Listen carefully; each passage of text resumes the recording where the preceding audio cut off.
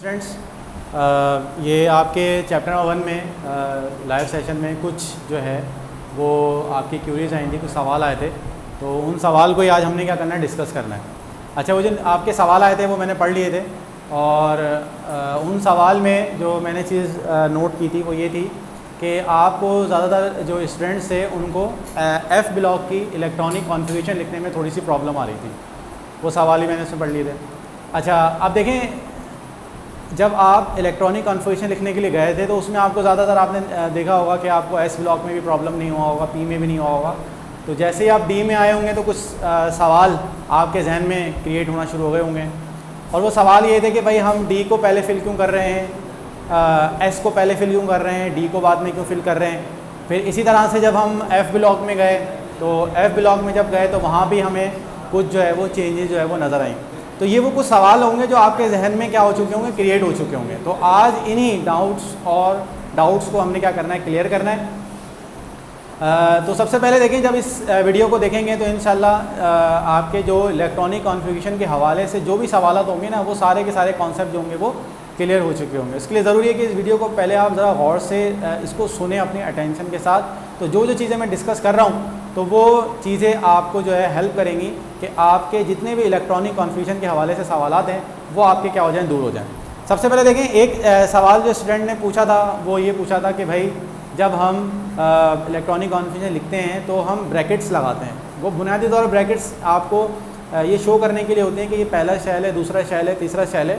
तो उन्होंने पूछा कि था ये किस रूल के तहत जो है वो उसको हम फिल करते हैं। ठीक है, उसका जवाब मैंने दिया था। अब मैं यहीं से इस चीज़ जो है आपकी बात को जो है वो स्टार्ट करूँगा।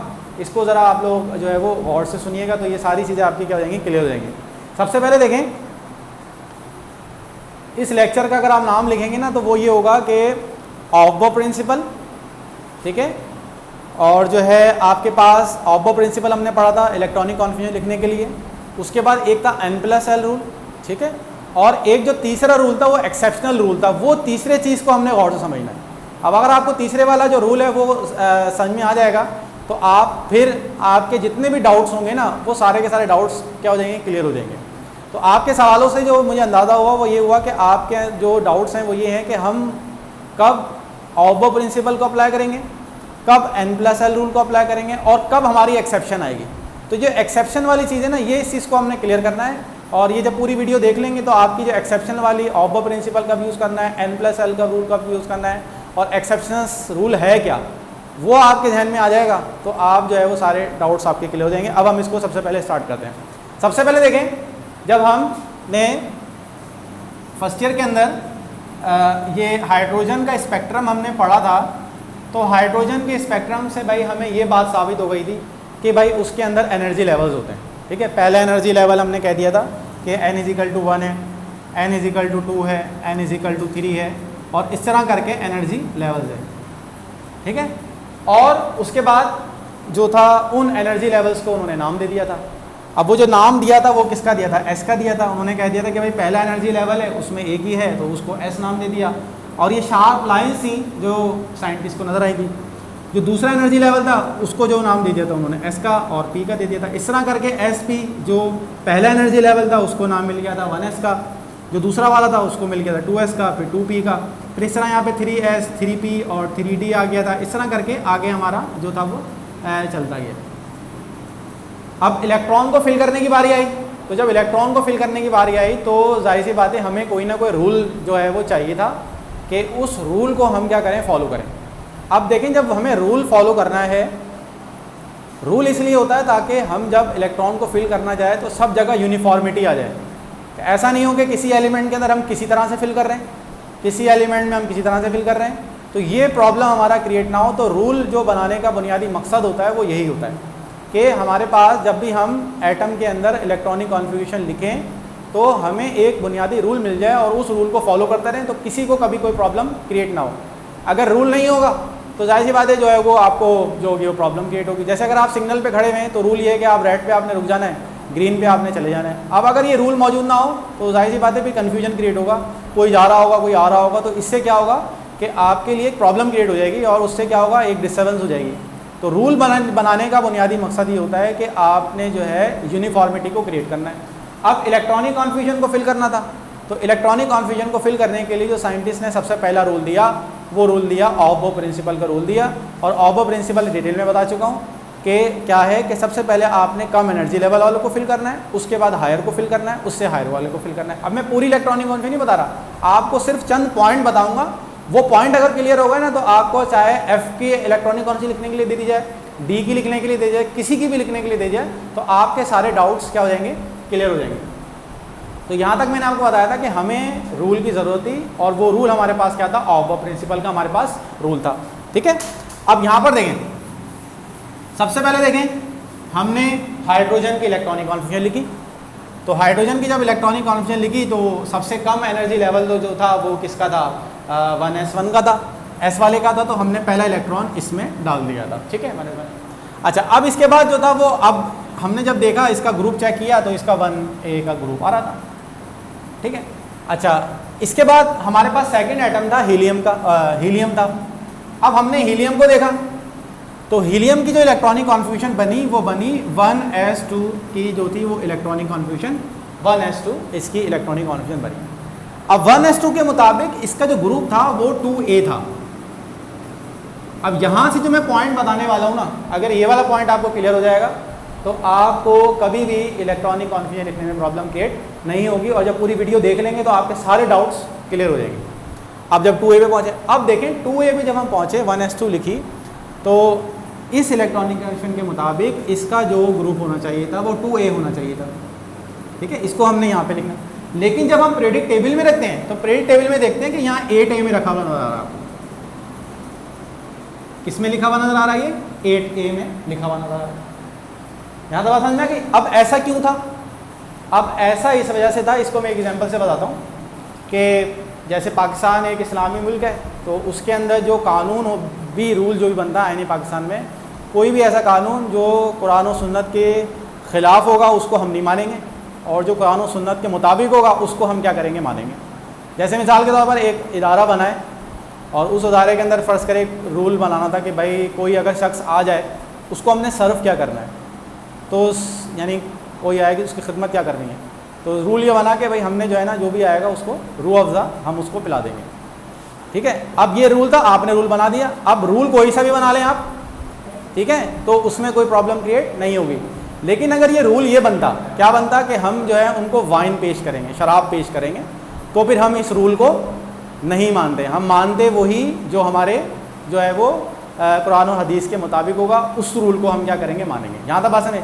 तो यहाँ से कॉन्सेप्ट क्लियर क्या हुआ, रूल जो भी बना है वो बन गया, लेकिन अगर वो किसी फंडामेंटल चीज़ के खिलाफ आएगा तो हम उस रूल को नहीं मानेंगे।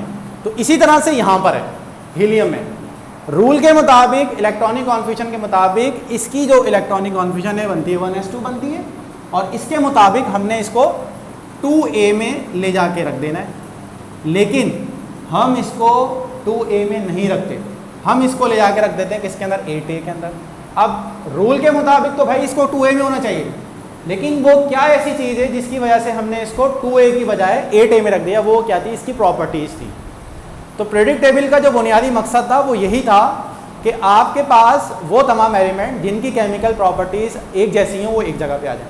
तो यहाँ से जो रूल हमने निकाला ना वो क्या निकला रूल। अब हमने क्या रूल बनाया, हमने रूल ये बनाया कि अगर इलेक्ट्रॉनिक कॉन्फ्यूजन लिख रहे हैं हम, इलेक्ट्रॉनिक कॉन्फ्यूजन जो भी हो, लेकिन अगर वो इलेक्ट्रॉनिक कॉन्फ़िगरेशन उस एलिमेंट की इलेक्ट्रॉनिक कॉन्फ्यूजन उस ग्रुप के साथ मैच नहीं करेगी, मिसाल उसकी केमिकल, उस एलिमेंट की केमिकल प्रॉपर्टीज़ उस ग्रुप के एलिमेंट के साथ अगर मैच नहीं करेंगी तो हम उस ग्रुप में नहीं रखेंगे, बल्कि उसको उसी में रखेंगे जिसकी उसकी केमिकल प्रॉपर्टीज़ क्या होती हैं, मैच होती हैं। जैसे आपको नज़र आ रहा है हीलियम की इलेक्ट्रॉनिक कॉन्फ्यूजन के मुताबिक इसको हमने रखना चाहिए था किसके अंदर, ग्रुप 2a के अंदर रखना चाहिए था। लेकिन रूल क्या बना कि अगर वो केमिकल प्रॉपर्टीज़ के ख़िलाफ़ आ रहा है, अगर वो केमिकल प्रॉपर्टीज़ से डिफरेंट है तो हम उसको उसके अंदर पुट नहीं करेंगे। जैसे आमतौर पे देखा होगा आपने हीलियम के अंदर जो एलिमेंट आपके हमारे बेरिलियम, कैल्शियम, मैग्नीशियम, ये तो बहुत रिएक्टिव होते हैं, यानी अल्कली मेटल से तो कम रिएक्टिव होते हैं, लेकिन ये कैल्शियम, मैग्नीशियम, कैल्शियम ये बहुत रिएक्टिव होते हैं। जबकि हीलियम की क्या प्रॉपर्टी है, ये एक इनर्ट गैस है, ये कभी भी रिएक्ट नहीं करती। तो स्टूडेंट अब यहाँ से आपको जो रूल आपने जहन में बनाना है, हमने जो रूल बनाया है वो क्या बनाया कि भाई अगर हमारे पास जो बुनियादी चीज़ है इलेक्ट्रॉनिक कॉन्फ़िगरेशन है, इलेक्ट्रॉनिक कॉन्फ़िगरेशन भी आ रही है और उसकी केमिकल प्रॉपर्टीज़ ही मैच हो रही हैं, तो हम उसको उसी ग्रुप में रख देंगे। लेकिन अगर उसकी इलेक्ट्रॉनिक कॉन्फ़िगरेशन तो बिल्कुल सही है, लेकिन अगर उसकी केमिकल प्रॉपर्टीज़ मैच नहीं होंगी तो उसको ले जाके फिर हम जो है वो उसी ग्रुप में ले जाके रखेंगे जिसको जो है हम जिसके साथ उसकी प्रॉपर्टीज़ हमारे पास क्या होंगी, मैच होंगे। तो पहला रूल क्या बना भाई, ऑफ प्रिंसिपल का पहला रूल था, क्या था कि जिसकी एनर्जी कम होगी उस एनर्जी लेवल को हम फिल करेंगे। तो उस एनर्जी लेवल के मुताबिक हमने फिल कर दिया और दोनों की इलेक्ट्रॉनिक कॉन्फ्यूजन हमने उस रूल के मुताबिक रख दी। अच्छा, जब हम इसके ग्रुप में प्लेसमेंट की बारी आई, तो प्लेसमेंट की जब बारी आई तो इसको हम रखना चाहिए था 2A में, लेकिन हम जो रखते हैं इसको वो 8A में रखते हैं। और यहाँ से आपको क्लियर हो गया होगा क्या, इलेक्ट्रॉनिक कॉन्फ्यूजन कुछ भी हो, अगर वो अपनी केमिकल प्रॉपर्टीज़ के साथ मैच नहीं हो रहा, यानी ग्रुप के एलिमेंट की केमिकल प्रॉपर्टीज़ के साथ मैच नहीं हो रहा, जैसे यहाँ पर आपका बेरिलियम है, मैग्नीशियम है, कैल्शियम है, बेरियम है, स्ट्रोंशियम है, ये इलेक्ट्रॉनिक कॉन्फ्यूजन इनकी देखें, आपने देखा होगा कि S2 था, लेकिन ये जब मैच नहीं करेगा तो हम कभी भी इसको ग्रुप 2 वाले के साथ मैच नहीं करेंगे, क्योंकि यहाँ पर आपको नज़र आ रहा है 2A है, वैलेंस शेल में 2 इलेक्ट्रॉन है तो 2 है। तो बस ये वाला पॉइंट आप समझ लें तो बाकी आपकी सारी कन्फ्यूजन दूर हो जाएगी और कन्फ्यूजन आहिस्ता आहिस्ता आपकी क्लियर होती जाएगी। ठीक है, अब यहाँ पर देखें, अच्छा अब हम जब इलेक्ट्रॉनिक कॉन्फ्यूजन लिखने के लिए गए तो हमने चेक किया कि भाई पहला एलिमेंट था, इसके बाद हीलियम, इसके बाद लिथियम था। अब लिथियम की जब हमने लिखी तो 1S2 2S1 और हमने उसको यहाँ पर ले जाके 2S1 में लिख दिया इसको। ठीक है, इसके बाद बेरिलियम। अच्छा अब जो है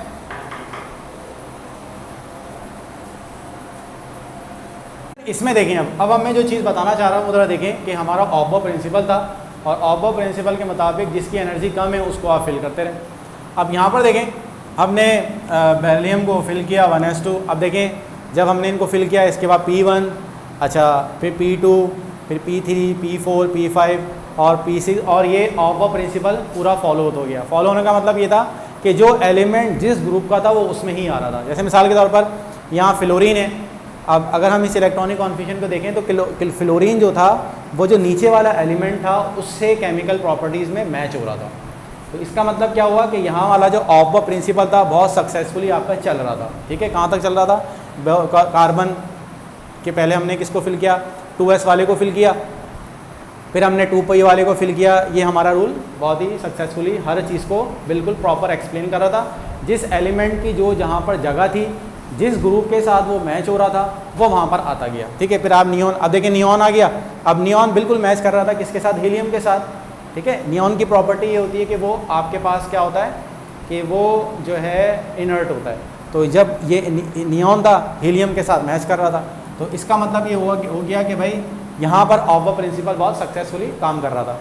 अब हम पहुँचे सोडियम के ऊपर। जब हमने सोडियम को देखा ऑब्बो प्रिंसिपल के मुताबिक 3S को जब हमने फिल किया तो बिल्कुल सही कि भाई ये सोडियम है, सोडियम का एटम बहुत रिएक्टिव होता है और लिथियम भी रिएक्टिव होता है। तो इसका मतलब ऑब्बो प्रिंसिपल इसके ऊपर भी बहुत सक्सेसफुली चलता गया कि भाई इसकी प्रॉपर्टी इनके साथ बिल्कुल मैच कर रही थी।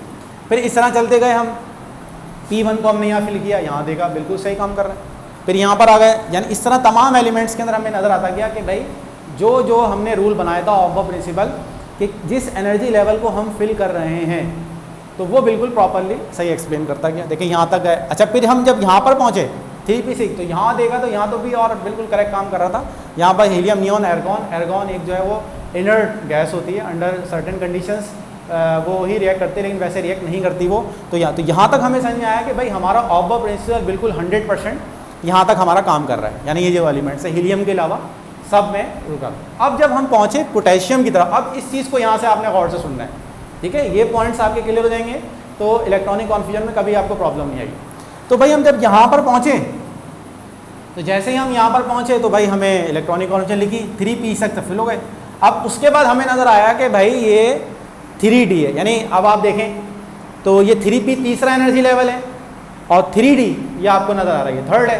तो इसके मुताबिक हमें जो फिल करना था वो किसको फिल करना था, 3D को फिल करना था। अब जब हमने ऑब्बो प्रिंसिपल को लिया और हमने ऑब्बो प्रिंसिपल को लेके यानी सबसे कम एनर्जी लेवल वाले को हमने फिल करना है, तो जब हमने इसको फिल किया 3D वाले को फिल किया तो यहाँ पर एक जो है वो मसला खड़ा हो गया।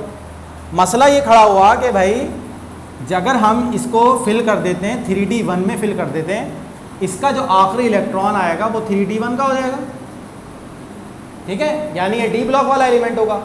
अब डी ब्लॉक एलिमेंट की प्रॉपर्टी ये होती है कि वो रिएक्ट इतने ज़्यादा रिएक्टिव नहीं होते हैं एज़ कम्पेयर टू दिस, यानी ये पोटेशियम इतना ज़्यादा रिएक्टिव होता है, इतना ज़्यादा रिएक्टिव होता है कि आप पानी में डालेंगे तो आपको आग लगती हुई जो होगी वो नज़र आ जाएगी। तो इसका मतलब ये हुआ कि ये जो हमारा प्रिंसिपल था ये यहाँ पर आके थोड़ा सा हमें फेल होता हुआ नज़र आ गया, ठीक है, क्या हो गया, फेल होता हुआ नज़र आ गया। अब जब ये फेल होता हुआ नज़र आया तो उसके मुताबिक हमने देखा कि भाई ये ब्लॉक जो है, ये जो ग्रुप आपको नज़र आ रहा है, ग्रुप 1 है, ये है एस ब्लॉक वाला, ये कौन सा है, एस ब्लॉक वाला। तो साइंटिस्ट ने देखा कि भाई इसके बिल्कुल बराबर में 4s वाला है, तो आप 4s को फिल कर दो। जब आप 4s को फिल करोगे तो आपकी प्रॉब्लम क्या हो जाएगी, ख़त्म हो जाएगी। तो उन्होंने क्या किया, 3D के बाद इसको फिल करने के बाद उन्होंने किसको फिल कर दिया, 4s को फिल कर दिया। तो जब उन्होंने 4s को फिल किया, जब उन्होंने किसको फिल किया, 4s1 को फिल किया, तो क्या हुआ, तो हुआ ये कि हमारा जो प्रॉब्लम था क्या था कि ऑफ प्रिंसिपल के मुताबिक इसको ये कौन सा होना चाहिए था, ये 3s यानी ये डी ब्लॉक का होना चाहिए था। लेकिन जब हमने उसको प्रॉपर्टीज से मैच किया, किससे मैच किया, प्रॉपर्टीज से मैच किया, तो बिल्कुल जो था वो हमारा सेम आ गया। तो रूल क्या बना, रूल ये बना कि भाई हमारे पास अगर इलेक्ट्रॉनिक कॉन्फ्यूजन आप लिख रहे हैं, लेकिन अगर कोई एलिमेंट केमिकल प्रॉपर्टीज की वजह से उस इलेक्ट्रॉनिक कॉन्फ़िगरेशन से मैच नहीं होगा तो हम किसको प्रेफरेंस देंगे, वो हम केमिकल प्रॉपर्टीज को प्रेफरेंस देंगे।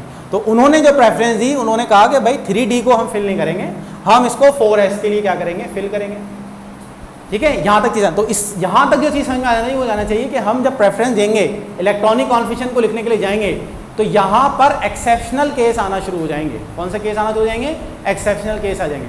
अच्छा, अब जब हमने यहाँ पर 4s वाले को फिल किया तो साइंटिस्ट ने बोला कि भाई ये तो अभी एलिमेंट की शुरुआत है और 19 एलिमेंट्स हैं हमारे पास, और 19 एलिमेंट से ही जो है ये प्रॉब्लम क्रिएट होना शुरू हो गई है, तो आगे जाके तो और बहुत ज़्यादा मसला होगा। तो इसके लिए कोई ना कोई रूल तो दें भाई आप। जैसे मैंने आपको ट्रैफिक का रूल बताया था कि अगर ट्रैफिक का रूल ना हो तो डिस्टर्बेंस क्रिएट हो जाएगी। तो साइंटिस्ट ने बोला कि भाई कि इसके लिए कोई रूल होना चाहिए, क्योंकि अभी तो शुरुआत ही हुई है, 118 एलिमेंट पड़े हुए हैं। अगर कोई 10-12 एलिमेंट हो तो उसको तो हम याद भी कर लेंगे भाई ये है, ये है, ये है। लेकिन मसला ये हुआ यहाँ पर मसला जो क्रिएट हुआ वो ये हुआ, उन्होंने कहा अभी तो 19 एलिमेंट्स हैं, इसके लिए कोई रूल होना चाहिए। तो उसके लिए उन्होंने क्या किया, n+l वाला रूल दिया, ठीक है। अब n+l रूल जो था वो इन को आगे क्या करता था, एक्सप्लेन करता था। अब n+ रूल देख लेते हैं हम क्या है। n+l रूल ये कहता है कि आप जब एनर्जी लेवल को फिल करने के लिए जा रहे हैं, जिसकी n+l की वैल्यू क्या होगी, स्मॉलर होगी, उसको आप क्या करेंगे, पहले फिल करेंगे। अब जैसे मिसाल के तौर पर यहाँ पर देखें, यहाँ पर देखें, अगर आपके पास S हो, P हो, यहाँ लिख देता हूँ S हो, P हो, D हो, F हो, तो यहाँ पर जो है वो L की वैल्यू क्या होती है, 0 होती है, 1, 2 और 3, ये आपके पास किसकी वैल्यू है, L की वैल्यूज आपके पास गिवन। अब यहाँ पर देखें जो इसके बराबर में होती है इसको हम कहते हैं N है। तो यहाँ देखें N की वैल्यू 1 है और यहाँ L की वैल्यू क्या है, यहाँ पर हमारे पास क्या है, 0 है, तो ये बना गया। अब यहाँ N की वैल्यू 2 है और L की वैल्यू क्या है, 0 है। अब देखें n+l रूल क्या है, जिसकी n+l की वैल्यू क्या है आपके पास कम है, तो उसको आप क्या करेंगे, पहले फिल करेंगे। तो हमने 1s और 2s के मुकाबले में जब देखना है कि भाई हमने किसको फिल करना है, तो इसने हमें बता दिया कि भाई हमें पहले 1s वाले को फिल करना है, क्योंकि हमारे पास जो n+l की वैल्यू है वो कम है। फिर इसमें गए हम तो इससे भी हमें पता लग गया, जब n की वैल्यू आपके पास p की वैल्यू 1 है तो ये 3 हो गया। जब यहाँ पर गए तो 3 + 0, तो अब यहाँ पर आया कि अगर n+l की वैल्यू बराबर हो जाए, अब रूल क्या बना, n+l की रूल की वैल्यू अगर बराबर हो जाए तो फिर हम जो प्रेफरेंस देते हैं जिसकी n की वैल्यू कम होगी उसको हम क्या करेंगे, प्रेफरेंस देंगे। तो ये रूल बन गया। अच्छा, फिर हमने 3 + 1 दिया तो ये हमारे पास हो गया 4 हो गया, ठीक है। अच्छा, अब यहाँ पर देखें, अब यहाँ तक हमने इसको फिल कर लिया, यहाँ तक हमने इसको फिल कर लिया। अब मसला आया कि भाई 3D में से 3D को फिल करें या S को फिल करें। तो फिर यहाँ हमने देखा कि भाई 3 यहाँ पर जो है D की वैल्यू हमारे पास 2 है, तो ये आ गया 5, और यहाँ हमारे पास S की वैल्यू 0 है, तो ये तो यहाँ पर देखें अब N+L रूल ने ये जो प्रॉब्लम क्रिएट हुई थी केमिकल प्रॉपर्टीज़ की बेस के ऊपर, ठीक है ना, कि अगर हम इसका 3D में डाल देते तो ये वाला एलिमेंट D ब्लॉक से ताल्लुक़ रखते हैं, लेकिन ये D ब्लॉक से इनकी प्रॉपर्टी मैच नहीं होती। तो मैंने क्या बताया कि अगर प्रॉपर्टी से मैच होगा ना तो फिर हम इलेक्ट्रॉनिक कॉन्फ्यूजन को नहीं देखेंगे, हम केमिकल प्रॉपर्टीज़ को ही देखेंगे। केमिकल प्रॉपर्टीज़ की बेस के केमिकल प्रॉपर्टी को इलेक्ट्रॉनिक कॉन्फ़िगरेशन के ऊपर क्या करेंगे, प्रेफरेंस देंगे। तो इसी तरह से इसमें क्या हुआ कि हमने केमिकल प्रॉपर्टी को देखते हुए 3D की जगह हमने 4s को प्रेफरेंस दी, और फिर साइंटिस्ट ने उसके लिए रूल भी बना दिया। रूल क्या बना दिया, N+L रूल का। अब देखिए जो N+L रूल है अब ये सक्सेसफुली चलता जाएगा। अब आगे देखेंगे ना आपको एलिमेंट्स, तो ये रूल आपका क्या करेगा, सक्सेसफुली आपका चलता रहेगा। तो अब यहाँ पर देख लें, जब हम फिल करने के लिए गए तो इसने सिंपल सा बता दिया, भाई पहले S वाले को फिल कर लो, पहले आप S वाले को फिल कर लो और फिर आप जो है D वाले को फिल कर लो। तो N+L की वैल्यू इसकी कम थी तो इसको हमने फिल किया, और 3D वाले की वैल्यू क्या थी, ज़्यादा थी, तो उसको हमने क्या किया, यहाँ फिल किया। अब यहाँ पर जो चीज़ मैं बताना चाह रहा हूँ वो ये है, ये 4s2 आ गया। अब ये जो रूल था ना स्टूडेंट, ये स्टूडेंट आगे एलिमेंट्स के लिए बिल्कुल सही जो है वो चलता गया, ठीक है, और इसमें हमारे लिए कोई प्रॉब्लम क्रिएट नहीं हुई। तो ये हमारे पास 4s2 हो जाएगा, और 3D 1 से लेकर और ये यहाँ तक जो आपका था, अच्छा ये यहाँ पर जो था बीच में इनकी ग्रुप आता है, यहाँ पर एलिमेंट आता है, तो ये 4s2 3D 1 से लेकर और 4s2 3D 10 तक ये चलता रहा। और फिर इसी तरह से आगे भी ये जो था आपका 4p1 इस तरह आगे कंटिन्यू आपका चलता रहा, और ये 4p6 यानी यहाँ पर आपके 4s2 था और ये एलिमेंट तक यहाँ तक कंटिन्यू चलता रहा, और एलिमेंट की केमिकल प्रॉपर्टीज़ के ऊपर कोई प्रॉब्लम क्रिएट नहीं हुई। अच्छा अब जब हम दोबारा वापस घूम के आए, जब यहाँ से हम वापस घूम के आए तो इसके बाद जो एलिमेंट था लिथियम सोडियम पोटेशियम रुबिडियम था। अब रुबिडियम के साथ वही मसला कि भाई जब रुबिडियम को आप फिल करने के लिए आए, यहाँ पर आपने क्या किया, 4p को फिल किया, ठीक है। जब 4p को हमने फिल किया तो अब वही मसला आया इसके अंदर। क्या मसला आया वो देख लेते हैं। अब मसला ये आया कि भाई 4p के बाद आप जो है वो 5d सॉरी यहाँ पर आ गया 4p। अच्छा इसके बाद जब हम आप यहाँ पर आए तो ये एक आ गया आपके पास 5s और 4d आ गया। अब आप देखेंगे ना, तो अब मसला ये आया, अब प्रॉब्लम वही क्रिएट हुई कि भाई हम अगर d में फिल कर देते हैं रुबिडियम को, अगर इलेक्ट्रॉन d में डाल देते हैं तो फिर मसला आएगा, क्या आएगा कि वो तो d से ताल्लुक़ ही नहीं रखता। तो उसके लिए फिर हमने क्या किया, यहाँ पर N+L रूल लगाया। तो N+L रूल क्या था, d की वैल्यू जो थी हमारे पास 2 थी, इसकी वैल्यू जो थी वो 0 थी, तो ये आपके पास 6। तो N+ रूल, अब देखें N+ रूल अब हमारे आगे के जो प्रॉब्लम है उनको सॉल्व कर रहा है। यहाँ तक देखें N+L रूल हमारा कि इसकी वैल्यू कम है, इसको फिल कर दो। अब देखें यहाँ पर देखा तो अब जब हमने इस N+L रूल को अप्लाई किया तो हमारे पास बिल्कुल सही आया। यहाँ हमारे पास 5s1 आ जाएगा, ठीक है, और यहाँ पर जो है वो 5s2 आ जाएगा, और बाकी के जो प्रॉब्लम थे वो भी इसी तरह से सॉल्व हो गए, और बिल्कुल सिमिलर जो थी हमारी कंडीशन यहाँ तक चलती रही, ठीक है। यहाँ तक हम इसके पहुँच गए, 54 तक पहुँच गए। अच्छा अब जब हम 55 पर पहुँचे यहाँ पर, तो 55 में भी वही प्रॉब्लम क्रिएट हुई जो पहले हुई थी, तो उसको भी हमने N+L रूल की तरह सॉल्व कर लिया। 56 पे हमारी वही प्रॉब्लम क्रिएट हुई, तो ये अब इसके बाद जो नेक्स्ट प्रॉब्लम थी वो हमने देखना है 57 की। और ये जितनी भी मैंने आपको बताई है, सारी चीज़ों आपको बेसिक बताई है, वो मैं यहाँ पर लाने के लिए, यानी जो आपका लैंथेनाइट की जो सीरीज़ स्टार्ट हो रही है उसको एक्सप्लेन करने के लिए मैंने यहाँ पर आपको ये चीज़ें बताई हैं। तो स्टूडेंट रूल क्या बना, रूल ये बना कि भाई सबसे पहले हमारे पास ऑब्बा प्रिंसिपल आया, ऑब्बा प्रिंसिपल चलता रहा, लेकिन जब हम कहाँ पर पहुँचे, पोटेशियम पे पहुँचे, तो यहाँ पर फिर ये रूल आपका फेल हो गया। अच्छा अब हमने रूल के ऊपर केमिकल प्रॉपर्टीज़ को जो है वो प्रेफरेंस दी, कि हमने क्या किया, हमने ये नहीं किया कि भाई हमने जो है वो 4D में 4p में फिर 3D में उसको फिल कर दिया। तो रूल क्या बना, इलेक्ट्रॉनिक कॉन्फ्यूजन कुछ भी हो, लेकिन अगर केमिकल प्रॉपर्टी से मैच करेगा तो हम इलेक्ट्रॉनिक कॉन्फ्यूजन भी वही लिखेंगे जो केमिकल प्रॉपर्टी को जस्टिफाई करता होगा। तो हमने 3D की बजाय हमने 4s को जो है वो फिल कर लिया, ठीक है। यहाँ तक आपके पास और फिर उसके लिए हमने रूल ही बना दिया और ये रूल हमारा एप्लीकेबल हो गया। और आगे हम जब जैसे जैसे जाते गए तो ये रूल हमारी तमाम जो भी प्रॉब्लम्स थी उनको क्या करता गया, सॉल्व करता गया। अब हम आ रहे हैं 57 की तरफ। अब हम 57 को देखेंगे, ठीक है। यहाँ तक हमने देख लिया। अब आप आ जाते हैं 57 से। यहाँ से हमारे जो एफ ब्लॉक एलिमेंट की जो क्यूरीज हैं वो हमारी स्टार्ट होती हैं। अब इंशाल्लाह आपसे इससे पहले वाला पार्ट आपने गौर से सुना होगा ना, तो ये हिस्सा आपका बिल्कुल आसानी से क्लियर हो जाएगा और आप बिल्कुल आसानी से बता सकेंगे कि किसकी इलेक्ट्रॉनिक कॉन्फ्यूजन ऐसी है तो क्यों है और क्यों नहीं है, ठीक है। अब यहाँ पर देखें, सबसे पहली चीज़ 57 के ऊपर पहुँचे हम किसको फिल कर चुके थे, 6s को फिल कर चुके थे। अब 6s के बाद जो बारी आई वो आई बारी 4f की बारी आई, ठीक है। अब हमने फिल किसको करना है, 4f को फिल करना है। अच्छा, अब इस 4f को फिल करने में हमने ऑफ प्रिंसिपल लगा के देखा, ठीक है। तो ऑफ प्रिंसिपल तो जो है उसके बाद हमने इसके अंदर n+ दोनों प्रिंसिपल हमने इसको लगा के देखे। अब n+l रूल हमने अप्लाई किया तो n+ रूल के मुताबिक भी जो है वो 4f और हमने किसको फिल करना है, क्योंकि इसमें दोनों की दोनों वैल्यू क्या हो चुकी हैं, बराबर आ चुकी हैं, ठीक है। 7 7 आ चुका है, इसकी भी n+l की वैल्यू 7 है और इसकी n की वैल्यू 4 है और इसकी वैल्यू 5 है। तो रूल के मुताबिक n+ रूल के मुताबिक भी हमने किसको फिल करना है, 4f को यहाँ पर आगे क्या कर देना है, फिल कर देना है। यहाँ तक समझ में आ गई कि n+l रूल के मुताबिक हमने किसको फिल करना है, f1 को फिल करना है। तो हमने क्या किया, यहाँ पे 4f1 को फिल कर दिया। अब देखें, जैसे ही हमने 4f1 को फिल किया तो सबसे बड़ी प्रॉब्लम क्रिएट हो गई, क्या कि ये जो हमारे पास एलिमेंट था लेंथेनम, वो तो केमिकल प्रॉपर्टी में डी ब्लॉक के साथ मैच हो रहा था। असल प्रॉब्लम यहाँ क्रिएट आ गई। क्या क्रिएट आई कि जब हमने F1 में इसको डाला तो F1 में डालने के बाद जो सबसे बड़ी प्रॉब्लम क्रिएट हुई वो ये हुई कि वो उनकी केमिकल प्रॉपर्टी के साथ मैच ही नहीं कर रहा था।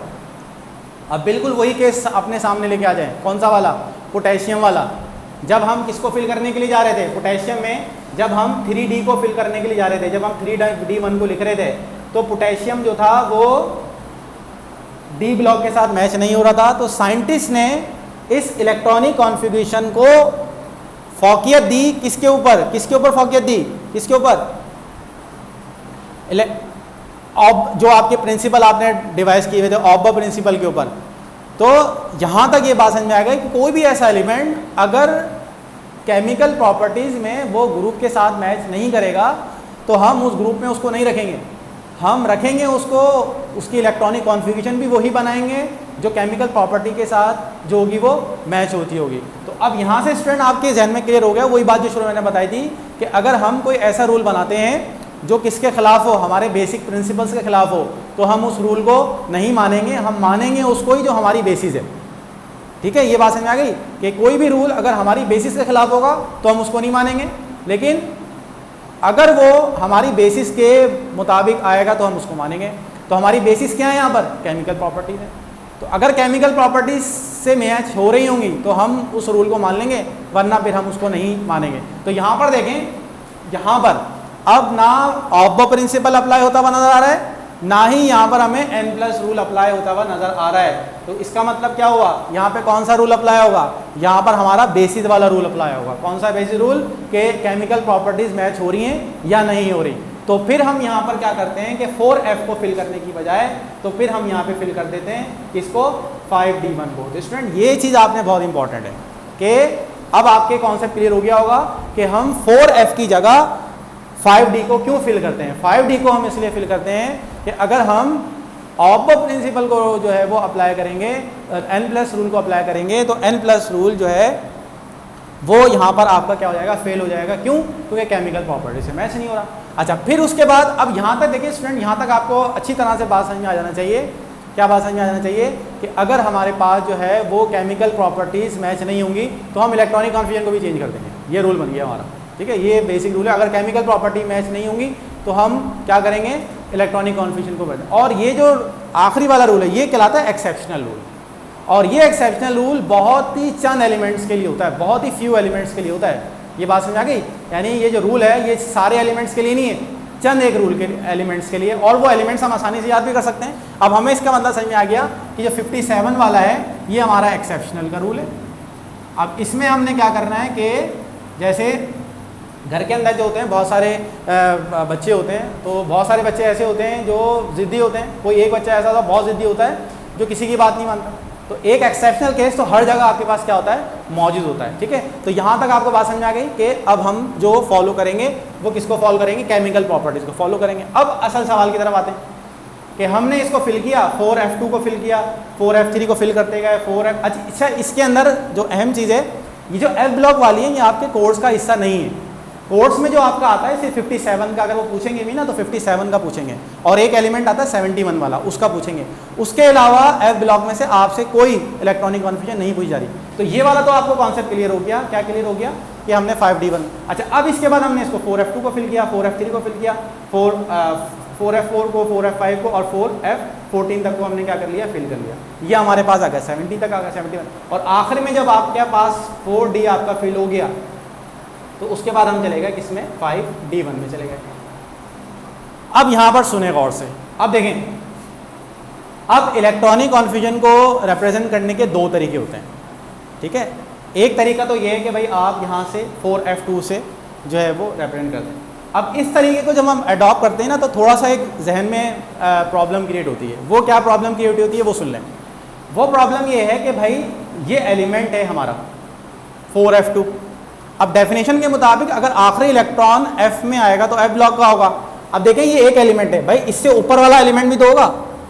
ठीक है, जैसे हमारा P ब्लॉक P1 से स्टार्ट हो रहा था और P2 वाला होगा, तो आप जाहिर सी बात है कहेंगे कि भाई ये P2 वाला है तो इससे पहले वाला एलिमेंट जो होगा वो P ब्लॉक का होगा। ठीक है, तो यही सवाल आपके जहन में आया, यही सवाल जब जहन में आया कि भाई इससे पहले वाला, लेकिन इससे पहले वाला जो था वो क्या था, इससे पहले वाला क्या था, वो D ब्लॉक का था। तो इसमें फिर जो है वो चेंजिंग करी, चेंज करके इसको हमने करवा दिया क्या, 4F1 और 5D1। ये इसलिए करवा दिया ताकि हमारी जो है वो कंफ्यूजन क्रिएट ना हो, ताकि यहाँ से हमें रिप्रेजेंट हो जाए कि हमारा F ब्लॉक जो स्टार्ट हो रहा है वो 58 से स्टार्ट हो रहा है। अगर हम यहाँ F2 रखेंगे, अगर हम रखेंगे तो यहाँ पर वही प्रॉब्लम क्रिएट होगी कि आपके जहन में यही सवाल आएगा कि उससे ऊपर वाला जो एलिमेंट है वो F ब्लॉक है। तो ये आपके पास ये तरीका भी है आपको इसको इलेक्ट्रॉनिक कॉन्फ्यूजन लिखने का।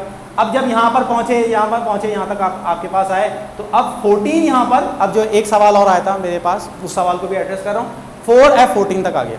अब जब 14 आपके कंप्लीट हो गए तो जाहिर सी बात है फिर आपने क्या किया कि भाई अब क्या करो, D वाले को ही आप क्या कर दो, फिल कर दो। फिर हमने क्या करा, हमने D वाले को ही यहाँ पर क्या कर दिया, फिल कर दिया। अब जब हमने D वाले को फिल किया तो वही सवाल आपके जहन में आ गया। क्या सवाल आ गया कि भाई ये तो D ब्लॉक का आ गया, क्योंकि लास्ट इलेक्ट्रॉन D में आ रहा है तो इसके मुताबिक इसको D ब्लॉक में आना चाहिए। अब यहाँ से फिर कन्फ्यूजन क्रिएट हो गई, यहाँ पर क्या हो गई, फिर कन्फ्यूजन क्रिएट हो गई। क्या कन्फ्यूजन क्रिएट हुई कि भाई ये तो आपके पास F ब्लॉक का है, लेकिन electronic according to the electronic confusion इसको D ब्लॉक का होना चाहिए, लेकिन ये आपके पास किसका, F ब्लॉक का है। तो स्टूडेंट फिर यहाँ पर हमारे पास इसको हम कहते हैं कि ये हमारे पास एक्सेप्शनल केस है। क्या एक्सेप्शनल केस है?